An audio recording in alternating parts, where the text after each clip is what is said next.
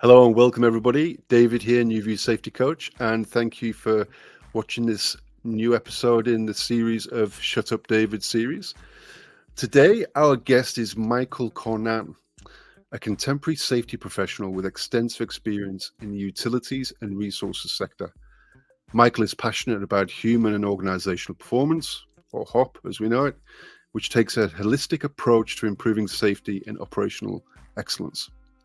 As a coach and facilitator, Michael helps organizations drive operational learning by identifying and addressing systems, processes, and cultural factors that can lead to incidents or undermine performance. His areas of expertise include utilities like power and water companies, as well as mining supply and service providers. We're excited to tap into Michael's insights around human organizational performance today. He'll share his philosophies, experiences, implementing HOP principles, and practical advice for fostering a culture of continuous learning. So, let's welcome you to the stage. Welcome, Michael. How are you? Hey, David. How are you, mate? Thank you very much for having us on. I'm really looking forward to this. No worries at all. No worries at all. Thank you, for reaching out and offering your knowledge and advice around this types of area as well. I appreciate that. How did you come to hearing about the podcast? It was I was kind of following you on LinkedIn, and then I was watching some of your videos, and then when you started doing the podcast, and I saw you had guys like Mark Olston and Steve Harvey pop up, which are mates of mine, and so yeah, I just said, look, why not? Let's have a crack. It's funny, I got your message, and I was flat out that day. I was doing lots of video editing, and I think I had some other interviews to do and everything. And I got your message and I read it, and I thought, I'll get to that later on. And I got around to your message and I'm reading it, and I checked out your profile. I'm like, I know someone who works there. Let's drop him a message. So I thought I'd drop Steve Harvey a message. I said, look, I've just been contacted by Michael Cournane. Is he someone you know? And he's like, I'm just having a beer with him. I'm just having a beer with him. Get him on your podcast. I'm like, all right, sweet, no worries, done deal. So yeah. So thank you again for that. No, mate, looking forward to it. Sweet. So why don't we start off giving people a bit of a background as to who you are and how you got into safety? You might hear by my accent that I'm Irish. I've been in Australia for about 23 years this year, and I started life out. I grew up on a dairy farm in the southwest of Ireland, in Kerry, and got into hospitality pretty much after school, and ended up becoming a chef, and worked in a number of 5-star hotels in Ireland, and then I met my wife while I was working up in Westport, which is on the west coast of Ireland, in a beautiful place. And I decided to move back to Australia with her. So we've been here ever since. And in 2003, while working as a chef in Brisbane, I was in a gas explosion, and I ended up with burns over 24% of my body. Oh, wow. And so I used to be really good looking and had lots of hair, so it ruined my modeling career. I ended up in the Royal Brisbane Hospital for about 3 weeks, and I had a number of operations, and it took me about 9 months to get back to work after being that accident. But I was in the best place in the world, because it was the year after the Bali bombings, which a lot of the hospitals and burns units in Australia had dealt with the survivors of the Bali bombings.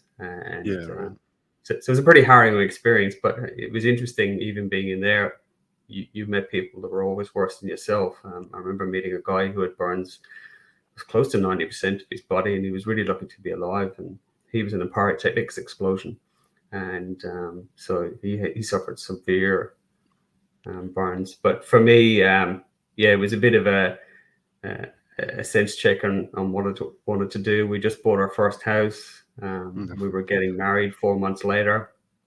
I had all of these people coming over from Ireland for the wedding, and friends and cousins from New Zealand and all over the place, like typical Irish family. We've got family everywhere, but we had the best party ever. It was so much fun. One of the things that worried me after my accident was whether my wife would still marry me.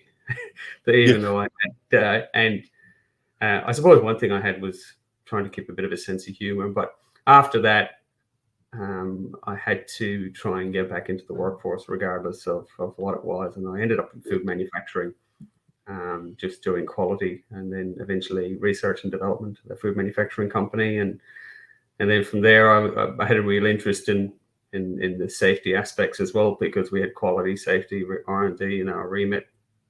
And so really starting to get interested in that space. And when I got into it, looking at how we did safety, from a legislative perspective, and what appliance systems. based. Yeah, very much so. And when you start getting in, and I always had this idea that it needed to be built with the people that were doing the work. So I always started in that space. So I did think initially that we had to write everything down and create all of these paperwork so that people could, follow procedures, but they were doing the work anyway. So we're really always trying to reflect what they were doing. Yeah. And then, the more you get into it, the more you learn that we're driving a lot of activity that kind of took people away from their core task of getting jobs done, but not necessarily making it any safer.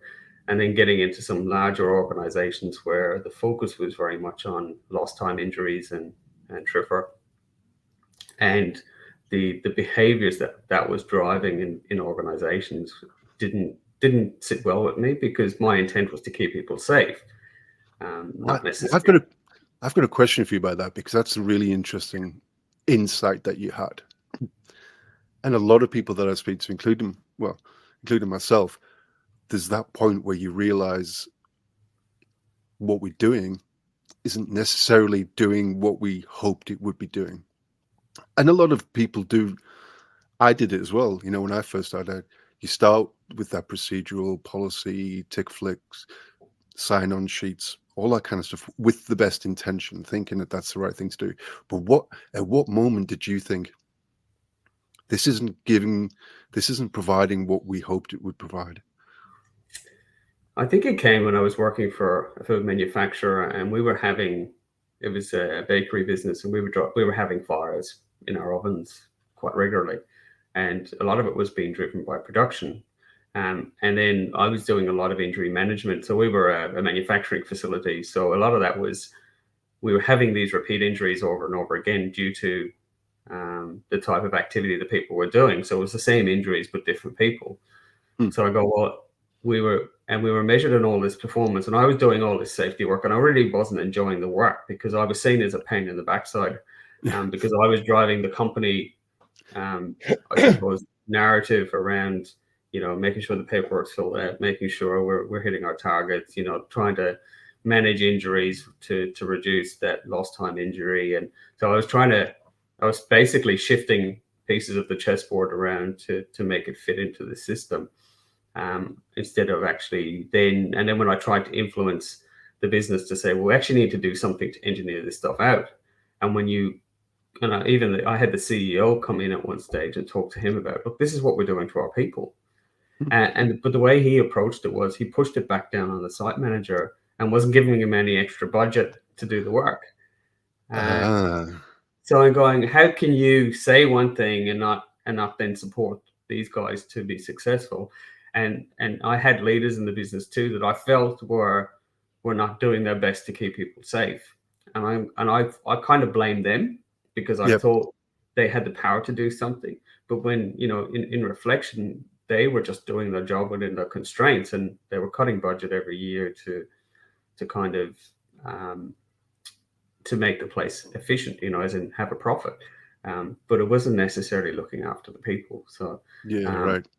So those areas, or those things that we were doing, we just didn't make any sense. And to be honest, the way I looked at it, because having an operational background, I was saying, well, actually, we're not actually even improving operations. We're not even being more efficient. We're creating bottlenecks in our process that actually have impact on people's physical health and well-being. And we're also losing money from a profit perspective, creating waste. And, so they're all, I kind of, it was a light bulb moment. I go, all these things are connected. it's not one in isolation. It's all of them together, right? And then Gotcha. myself and Steve met each other when I was working at this place, and he was in a different role, and we started talking about some of these things, and we became mates. And we had a similar story that, Steve dropped a car on himself, and I had my gas explosion, so we had a connection there. And then we worked out we live around the corner from each other. Next thing we found out we're playing at the same football club, and we had mutual mates. Oh And God. so I have to credit Steve for kind of getting, or I suppose, giving me some information in this space, and it made so much sense that it was, your values aligned to looking after people, but the things you were doing just weren't supporting that. Yeah, right. Okay. And how did, and this may sound like a bit of a strange question, but how did you feel about safety when you realized that you weren't the only one that thought this way? I became more aligned with the people, if that makes sense. So I felt Yeah. myself becoming more, I was getting questioned by the guys around, we talked about zero harm as a thing, right? And people go, do you believe in zero harm? And in my heart, I go, yeah, I do. I just don't want anybody to get hurt. So like as an ethical thing, I found that I really aligned to that. And then I go, but the more I thought about it and the more I tried harder to prevent stuff, I just knew we couldn't stop injuries. And it's just a part of life. And even in my own life, I was doing one thing at work. And then when I went outside of work, I was acting, I was mountain biking. I was doing Yeah, all yeah, these, yeah. playing football and, running around the place like an idiot. But I wasn't living it when I came home either. Not saying that I was doing anything completely stupid, but it was more, I was saying one thing and doing, and that didn't sit well with me either. Yeah, yeah. It's that whole imagine workers done piece, isn't it? It's that, is there a gap between what we're asking people to do on paper and what we're expecting them to do in, you know, to achieve what we're asking them to do? Okay, so you started off in Ireland, obviously high-end catering industry. You met your Australian future wife, came to Australia, and like most people, well, a bit like myself and a lot of people I know, we kind of went, oh, I'm not going back there. I'm staying here in Australia. There's far more sun here, not as much cloud. Let's stay over here. Seems pretty cool. And through one thing after another, you ended up in a safety capacity for this large, all right, what do they do again? I was food manufacturing. I was in, Food and manufacturing. That's right. They had the ovens. And then you met Steve, you started thinking, okay, well, what safety is supposed to be achieving, it isn't achieving it because we're replicating these same incidents and hazards and injuries all the time, and we're not learning. But something you said as well, there about by the CEO literally abdicating responsibility and pushing that down to his managers without giving them the resources in order to be able to make any effective changes, trying to increase profitability on one hand, but not realizing he was deferring the profit by having the injuries on the other hand, and just pushing the profits further out into the future because pushing expenses further out into the future because he had those. All right, okay. So then, I suppose then what happens with your career? So from there, I'll get into another organization in mining supply. So we were supplying equipment to the mining industry and other big industrial industries. So it was a foundry business, and similar. We were spending a lot of time focusing on the people and people's behavior, and then and it was a very old approach, and I suppose, in defense of all of those leaders and the people that were trying to do what they were doing, they thought they were doing the right thing with the tools Yeah, that they had, and what we were giving them wasn't anything better, wasn't changing or doing anything different for them to help them yeah, improve the safety. And then, we had to write some global standards for some stuff because we were a multinational organization. And then we start getting into that around legislation and all the different things that you had to manage there. And I go, well, it's not actually going to make people any safer by creating a standard that's, and we couldn't do it consistently anyway because of the jurisdictions across the world. And coming back down to a grassroots level, the people on the floor, we had tried so many things to engineer some of the problems out, and then the business itself, we're in a position where, again, it came down to dollars. They were, struggling to get the profits up. But I think from there, I went to Urban Utilities, and it was kind of a bit of a light bulb moment working with Kim Bancroft and Steve and Tony McConaughey and Andrew Bishop and all the other guys that were there. And it was so refreshing. We had so much fun there, and we were doing some really cool stuff. And I think for us, it was just a good place to work. Really, a lot of fun. But also we were doing stuff we saw was meaningful as well. And there was a real connection between the guys and they were actually out doing the real work, and a connection to us as a group. And it was the first time I'd experienced that as a safety professional. Most of the time you were seen as a pain in the backside and you were there to stop work, whereas you were actively invited into the field to help support people. The anti-fun police, as I was called, when I first started.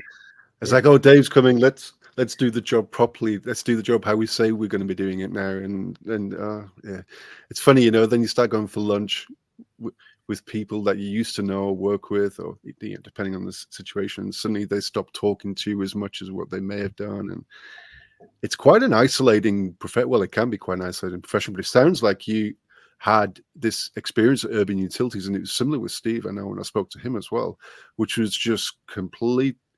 He said the same thing. He said it was fun, but it was productive fun. It was everyone was aiming in the same direction. I think was a good way of phrasing it. Yeah, there was a real momentum, and even when I came over to my current employer, it was a real struggle for the first 2 or 3. Well, I've been there for 3 years, so in the last 3 years, people get the concept of doing something different, and they know we're doing something different. But because it's coming from safety, it's a real challenge to get anything through, and they just see it as another safety program until they actually get in and understand it. And I know, I think some of the things that I took from the work that Josh Bryant has done at Mitchell was around, it's not the big program or the big thing that you do. It's actually going out and testing things with the people and almost creating choice, because we've never really given people choice before around how they want to learn and then what type of information they want to learn about. And while that might seem a little bit haphazard, it creates value for them. And we still need to do what we need to do from a system review perspective. That doesn't stop. But it gets them to then give them a selection of tools that they can go and actually learn about different types of work, and not just the safety aspect of it, but work holistically and see what we can improve. And I think some of the challenges, and this is in every organization, is actually the improving bit is the really hard bit. We're very good at going in and discovering, right, and learning about things, and even that in itself is helpful. I think the way we've traditionally tried to drive action off of every single activity is almost a false, it's a false economy, because what you're trying to do is drive activity, not necessarily trying to drive value. And it's us pushing that activity rather than trying to work with people to drive value. So you may not get a direct action at that single point in time off the activities that you do. But what we are doing is providing insight into the work. So that then can be used in multiple different ways. So if you think about it this more holistically, where we actually look at work as safety as an outcome of work, if people are improving processes and improving efficiency, you automatically get safe outcomes out of work, right? Whether they're psychosocial or physical. And some of that might be resourcing, and some of it might be, creating efficiencies or or even just taking away stuff that's driving that inefficiency. And Yeah. it's not always a safety thing. So because we've worked in a silo as a profession for so long, and it's the same in every profession. You layer quality, safety, environmental, HR, finance, all of these different support services. We create our own process that the operational side of the business then has to adopt and take on. And I think a really interesting thing that you could do is actually go out and actually start mapping the tools and processes and systems that these guys actually have to use to get their work done, and actually then work out, okay, is there a way to then combine some of these things? Because ultimately we're looking for the same information, but it might be in a slightly different, nuanced way. But yeah, it's I think that holistic approach is really hard for people to get their head around, and that's the challenge in this space, to kind of go broad and then focus. It is. Because sometimes they're almost overwhelmed by the amount of information we're providing them. I liked what you said. You said there, though, the holistic approach and the fact that it trying to use safety to get in when really it's not really even so much about safety. I've delivered a few talks on HOP, and one of them's on a cut down version of it's already on the internet, been on there for a couple of years now.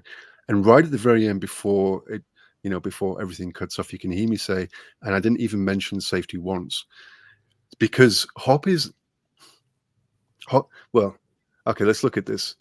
I think I may have even said this in the talk as well. Safety is a side effect of efficient, productive, performance-driven systems. And for it to be performance-driven system, it has to be effective, it has to be efficient, it has to be reliable, it has to be all these things. And it just so happens that those are all the elements that you need in order to make it a safe system as well. And that safety is just purely a side effect. It's an emergent property, isn't it, of a well-oiled, well-performing, efficient, effective system. Yeah, absolutely. So, yeah, I hear you when you say that. So you moved from Urban Utilities after you had this great experience there with King Bancroft, with Steve, with the rest of the crew, and then you now with your current employee, and you say you've been there for about 3 years. Have you started the HOP journey there with your current employer? And how's that going? What kind of challenges are you facing there? So to kind of go back to the beginning, myself and my workmate Chris Rose were brought into the organization as our initial title was HSE Investigation and Learning Specialist, and the intent was that we would take over the safety investigation process for the business, because a lot of people had done ICAM and they were looking for a consistent approach to doing investigations. And what was really interesting about that was we started going out, and when we had incidents and we were brought into the situation, we were basically asking some questions around, what they already knew, what controls are in place, what did they want to learn. So we started bringing that conversation into those sponsors that were actually used to going and doing an ICAM off the back of a high potential event. And to be honest, a lot of the events were being downgraded because people didn't want to go and do an ICAM, right? So you system drives behavior, right? Right. So that cause and effect, and we started giving people a choice and trying different things, and one of those was learning teams, and we had some successes there. But learning team as off the back of an event can be quite cumbersome. They can also be, and we went big. We went looking for the big meaty stuff because we wanted to show the value in the learning process. But even the challenge off the back of that was people getting that broader context around the work. They were looking for root cause. So, trying to have a conversation around, well, it's easy you can find a root cause, or you can look for a root cause, but I don't think you're ever going to find one, right? It's more broad and contextual than that. So we're trying to provide them with context. We got some great ideas off the back of it, but the biggest challenge, and this is the thing with safety, or where we are as a profession at the moment, and the evolution of what's happened over time, was we've um, we're now trying to fix the really hard stuff. The low hanging fruit has been fixed for Yep. most organizations. The Yeah. stuff that we need to fix is more that higher level, lots of money, lots of High effort. Yeah, high consequence, less likelihood kind of stuff. right. And so when coming into that process, we just provide a choice. So we've just recently, it's taken us 3 years to kind of get to this point where we've released our new HSE event management, and changing language is a really big, important part of that. And one of those steps is a deliberate control review, which is just a set of simple questions. And then using data that we've already got available in the organization. And, one of the questions we ask is, have we had this type of event happen before, and what have we learned? Yep. Because we want people to look back into our system to say, well, if we're already doing something, we've had something similar happen, we didn't want to drive more activity. We can still look at it and learn and see if there's anything different or anything we also want to change. But also giving people the ability to actually look at it and say, actually, no, what we're doing is the right thing. It's just going to take us a bit of time to get it fixed properly. Right. Yeah, So, right. trying to look at it systemically, and then we kind of went in and looked at the legislation as well. What are we actually required to do? And Yep. really, the only thing that the legislation asks you to do is review your controls. Yeah. And so that's been our starting point. And then now we're providing, and that control review in itself can be enough, right? If you look at Mark Olston's white paper and the work that Mark and Jopp have done in that space, very similar approach, but we've taken the focus of control performance, because it's something we really want to create and generate language around, that we're moving the focus away from people failing and looking at how controls fail, Yep. or where they're successful as well, and why they're successful. So Right. that conversation around control performance is cool, but also we can learn stuff around the work at that same point. It's not just about controls, it's about more broadly give us some context around that event. And what's been really interesting is seeing people, and we haven't done a huge amount of training yet in this space, but we're teaching people how to facilitate control reviews, which is like a learning process. We're going to teach people how the new process works, but that's all in training at the moment. And so yeah, actually seeing how people are using it without actually too much training at this stage. Yeah. And it's pretty intuitive. And Right. you think about the amount of effort in, particularly for those low level events, Yep.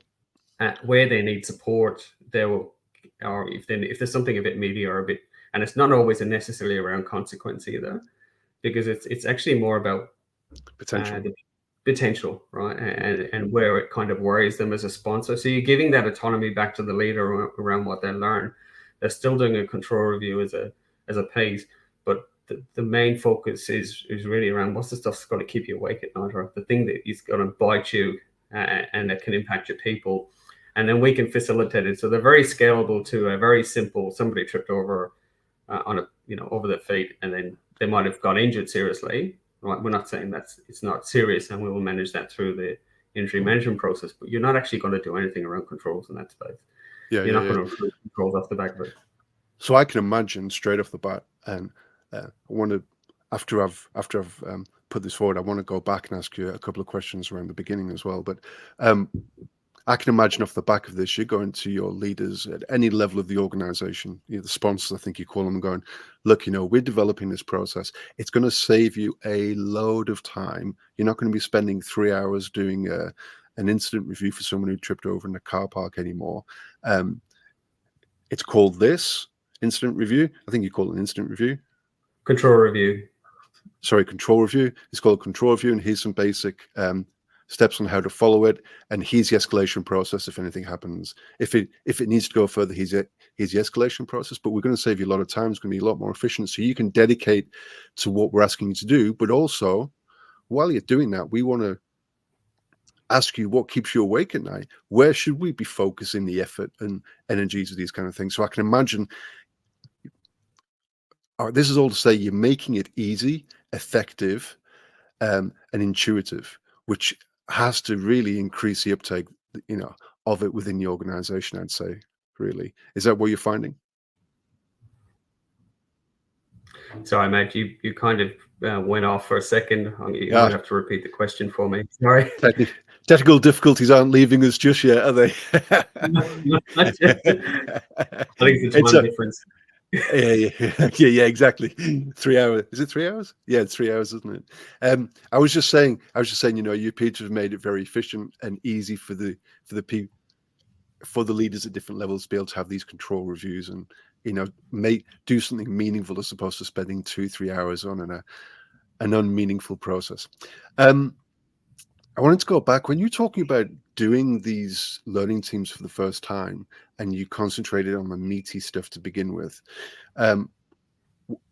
Was the organization prepped for actually doing these learning teams? I mean, having conversations with Andy Schoen and other people within the industry, there ideally needs to be a foundation of the understanding, at least, of the hot principles, so that learning teams has got a place to fall back on, with regards to response matters and context-driven behavior and all this kind of stuff. How did you facilitate that? We spent a lot of time with the leaders. So the first thing we asked them was, we didn't just say, here's a learning team, we're going to do it. We said, there's a choice. You can do this, or you can do this. Which would you like to do? And we explained the process. But we did also say at the beginning that, there's no point doing this unless we're actually going to do something off the back of it. And the other side of it is, we're not going to do this if we're not going to create a safe space for people to talk up. So we actively coach and work with the leaders to number one, we prepped all of the participants for the learning team around what it was, what we were trying to achieve, with individual phone calls, allowed them to ask questions. And then we also worked with the leaders to kind of make sure that they were ready to go in and just listen. Because it was, so we essentially scripted it up for them around, what we wanted them to say, but at the same time, we kind of almost put a caveat there saying, we're not going to bother doing this unless you want to learn. Right? So we give them a choice, and then working with them. So when we held a learning team, we would get that sponsor to come in and actually ask them to be open and provide all the information, and then they walked out of the room, and then they came back in at the end, and we got them just to sit and listen and say thank you, and then just make some sort of, it was up to them to make a commitment off the back of it at the end of it, because it was their information. We didn't say it as our information. We said, this is your story. This is trying to give you context as a leader around what's going on.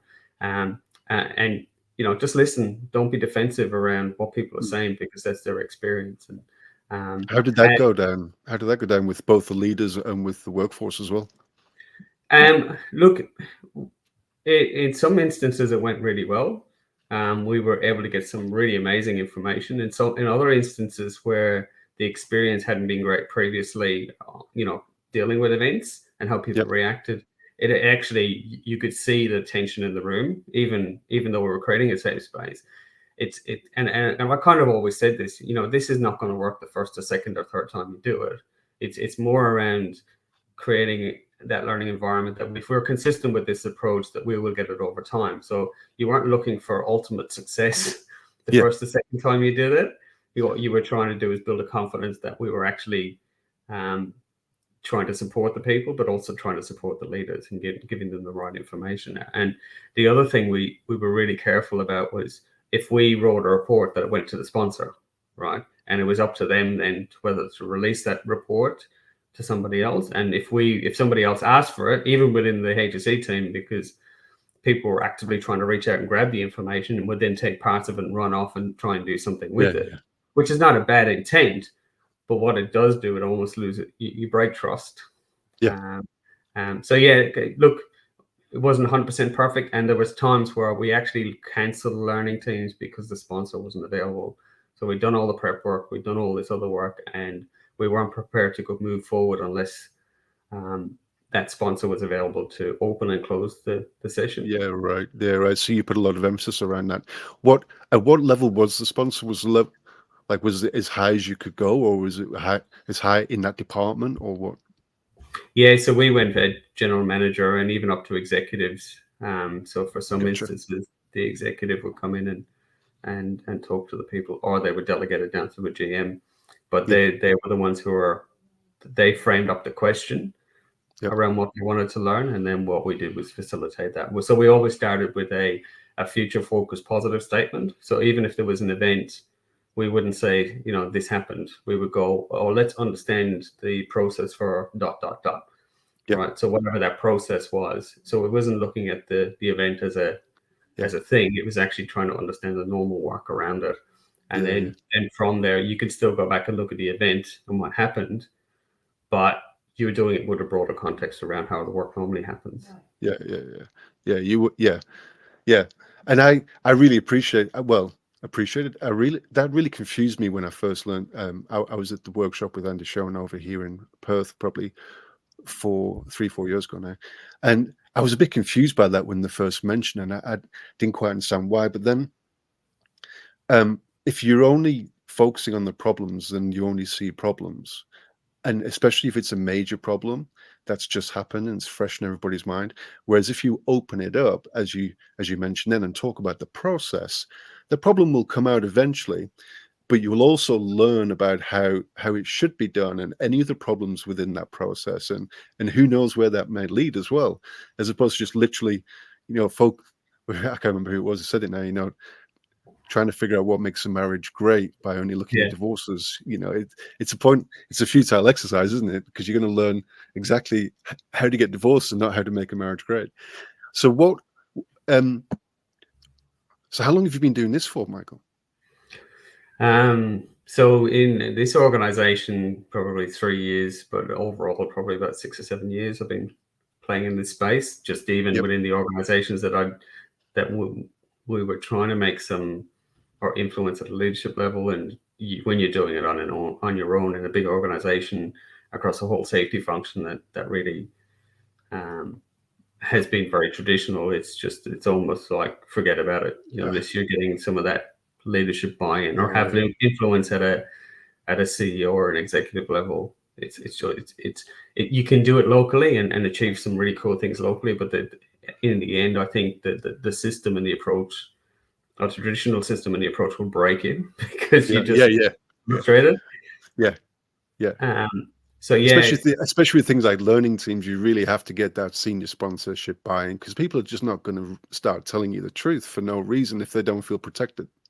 no, and you almost degrade the process. And I think even for a while there, we struggled to get momentum, and are still struggling to get momentum off the back of learning teams. And even more broadly, we've introduced a number of insights, which are essentially just started off with a Microsoft form around normal work and then risk as well. So we've got a couple of tools in that space that people can add in anonymously around controls, performance, and normal work. And so we've actually built that into our assurance program for this year. But we haven't taken anything away. The most important thing in this space is giving people choice. And what we've seen a reduced activity in the stuff people are doing, but we're actually starting to see richer information from the activities that we're doing. If that makes sense. Right. Yeah. So, well, I mean, it's that whole paradox, isn't it? Quality over quantity, I suppose. If there are people listening to this, and I'm sure there will be, who find themselves in a similar situation, they don't think that what they're doing in the safety capacity is having the effect that they want to have, and they want to start looking at HOP, New View, safety methodologies, and they want to start looking at some of these things like learning teams, organizational learning, principles around HOP and New View. What would be your advice? What would, if you could go back in time now, 5-6 years, and talk to your former self, what would you tell yourself now? I think, you talked before about the light bulb moment when you're doing this stuff and you found something different and you want to do it and you're really eager to go and push ahead at all costs and implement stuff. That you're not going to achieve anything by just pushing forward. And look, I might caveat that as well. Sometimes it's worthwhile pushing a little bit, and I call it disruptive change, where you're actually trying to, I won't say create confusion, but actually offer multiple choices. And then because people actually have to think about what they're doing rather than when safety is done to people, they they tend to push back, Yeah. or that you don't get the value out of the information. Where you're trying to provide choice and get people thinking, um, that it's a different conversation, and you may not get it the first time. And I think the best piece of advice is you're trying to change years and years of traditional practice, right? Yeah. Um, it's easy Mindset, to get. thoughts as well. Yeah, it is. And I was listening to a podcast yesterday around stubbornness, and even if people think it's a good idea, it's almost too much for them to take into their head in context of everything else, Yes. because it's so Yeah. different. Yeah. And then trying to learn about what's valuable for them. But probably the best bit of advice I would give is um, is making sure you've got that leadership sponsorship and active leadership sponsorship, if that makes sense. Um, Leadership response. Yeah. So yeah, I'm and not. No, I'm just writing down. I'm just writing these down so that I can summarize them a bit and maybe put them in the description as well to give people an idea. yeah, we look. We're very lucky in that our board, some of our members of our board are the same members of the board of urban utilities. Ah, So we've had some really good support in that space. Our CEO is a data nut and loves data. A really smart guy, but just really engaging and really positive, and is really keen to kind of bring out the skeletons out of the closet, and is not afraid to look under the carpet, if that makes sense. So wow. Okay. and really supportive. But even still, we've had people that have worked here for a long time, and it's very hard for them to break that mold of how we've applied safety in the past. Yeah. So, even after 3 years, we're getting some good or better understanding, but it's taken, I would say, up to 100 conversations with some people, just little bits of information. And the other side of it is this approach is very complex, because you're introducing a lot of concepts, and you've got to start with concepts, right? And that's important.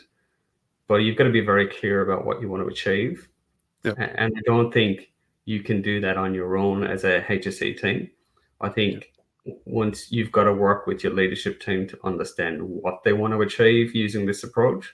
Yeah. So it's not just a safety driven approach, it's more of an organizational wide approach. And probably the other thing is actually going out and I think what we did really well in the organization was actually go out and just show people what we were trying to do and have as many conversations with leaders as you could. Um, ask them if it would be useful for them and if they would like to try it and test it. Yeah. Because you're going to get people that will just go, well, I can't do this at the moment. It's not going to make it. I can't make it happen. I don't have the resources. I don't have the time, and that's fine. So don't Yeah. push people. But So finding your key people, essentially. You find the yeah, people who understand it and who are curious enough to go, okay, well, let's give this a bit of a go. yeah, Yeah. Right. absolutely. But also try and celebrate those successes. I think what's been very difficult is because a lot of the stuff, the benefits of this stuff are really intangible. Like we've had business cases come out of the stuff that we've done, and it's not a direct action. It's more Yeah. something they've found, the leaders have found context around the work, got a better understanding of where the pinch points are, and then have gone off and used other business processes to improve that work. So it's not always a safety outcome. Yeah. So Yeah. you're Yeah. not getting a direct safety action out of the back of it. So don't always be looking for a safety outcome. Look for a work improvement outcome, and then also celebrate that. So I think the difficult thing for us was actually we haven't been great at really celebrating those small wins, and we're getting better at communicating those achievements. Yeah. And we started with our event management, and I think that as a process, if you can start taking away pain for people as well, Yeah. and make it so that what you're saying is actually being reflected in how you operate. Yeah. Um, And I think we touched on that briefly, didn't we, when we were talking about um, uh, um, at the event occurrence, the terrible with names, the Control review. the control review, and how that potentially took away the pain in the process for leaders to have to go through an entire elaborate investigation process for a low level, potentially low consequence and low likelihood incident as well, you know.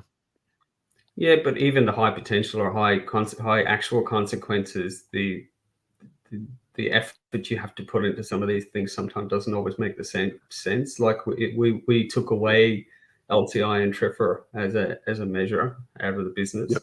as well. So we've introduced things like we want to focus on control improvement as a KPI, but there's no financial incentive against it. It's just Right. part of your overall. And Yeah. the other one is assurance to plan. So what we've done is created a flexibility and tools to go and learn, but then they create their own plan. We're not prescribing numbers. We're not prescribing what they need to do. We're actually allowing, it's more about having a conversation with them to say, well, Gotcha. what do you think?